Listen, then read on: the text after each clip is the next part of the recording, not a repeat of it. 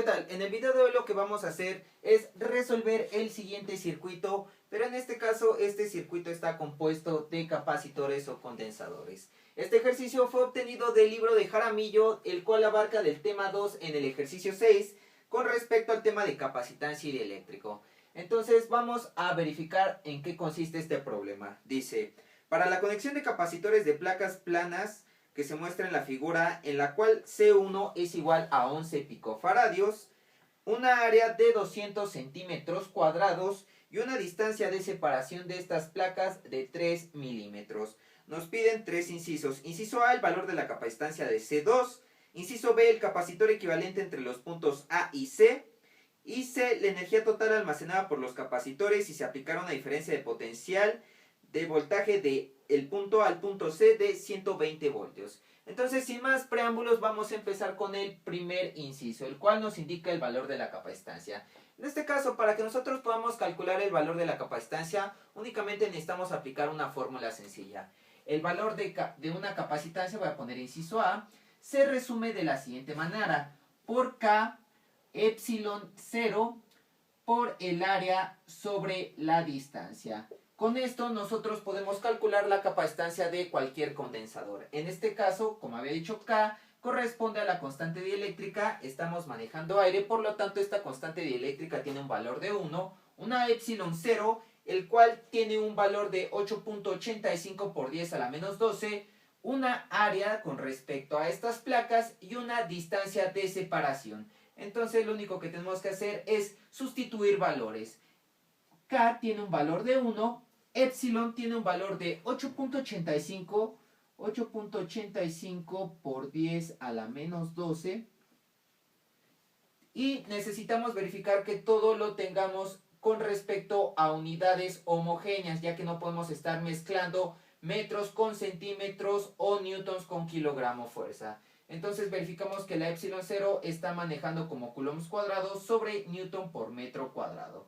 Entonces este valor está correcto. Por el área, esta área necesitamos manejarlo en metros cuadrados, que los 200 centímetros cuadrados equivale a 200 por 10 a la menos 4 metros cuadrados. Entonces son 200 por 10 a la menos 4.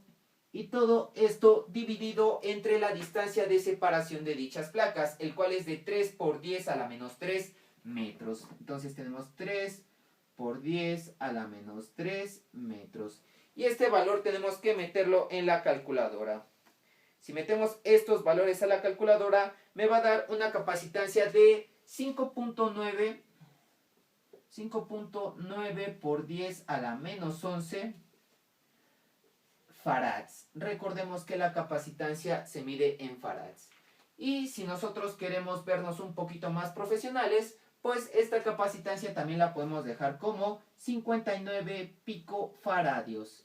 Y es mucho mejor dejarlo en este valor, porque recordemos que la capacitancia 1 tiene un valor de 11 picofaradios. Entonces aquí ya tenemos resuelto el primer inciso. Vámonos con el inciso B, el cual nos pide hallar el capacitor equivalente del punto A al punto C. Es necesario verificar cuál es el arreglo que nosotros tenemos en nuestros capacitores. En este caso nosotros podemos verificar que C1 y C2 están conectados en serie. Es decir, que para que nosotros podamos calcular esta capacitancia necesitamos realizar lo siguiente. La capacitancia equivalente va a ser igual a 1 sobre 1 entre C1 más 1 entre C2. Esta fórmula se aplica siempre y cuando tengamos condensadores en modo de serie. En caso de que estuvieran en paralelo, un arreglo en paralelo sería de esta manera. Este sería un arreglo en paralelo.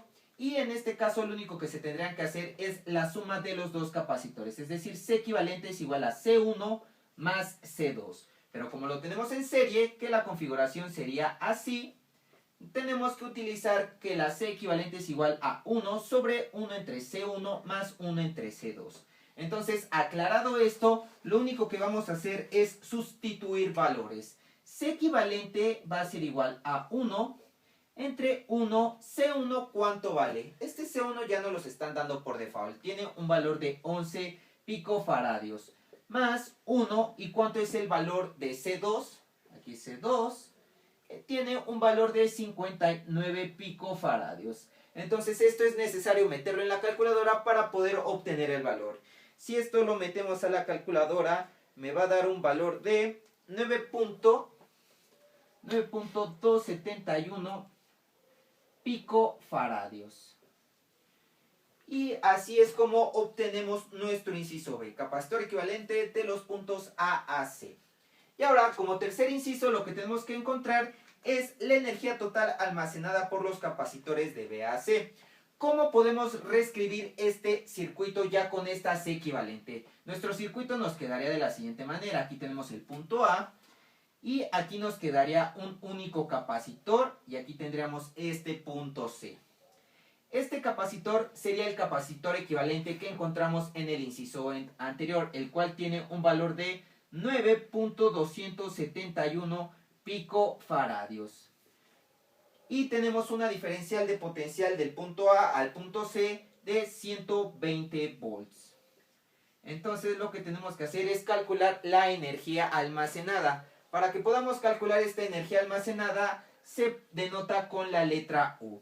Y la fórmula para poder calcular esta energía acumulada es igual a 1/2 de la capacitancia por el voltaje al cuadrado. Y esta energía va a tener equivalencia o valores de joules. Entonces vamos a sustituir valores. U es igual a 1/2 de la capacitancia, que es 9.271 picofaradios, pero para que sea homogéneo necesitamos esto pasarlo a faradios. Entonces sería 9.271 por 10 a la menos 12 por el voltaje del punto A al punto C, que son 120 volts.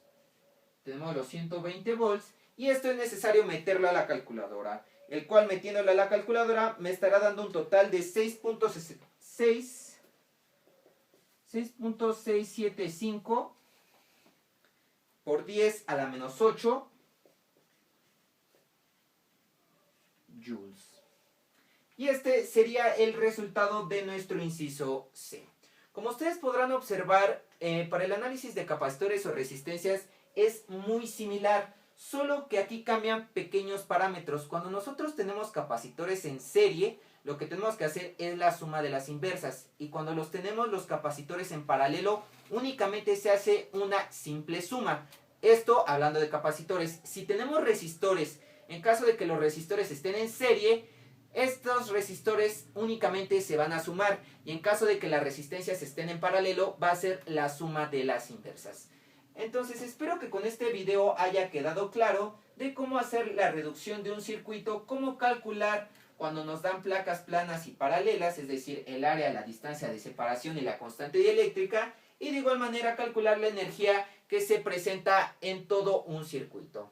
Entonces por mi parte ha sido todo. Cualquier duda, comentario o sugerencia no olviden dejarlo aquí en la parte de comentarios. Mi nombre es Alfonso Rosales y nos vemos hasta la próxima.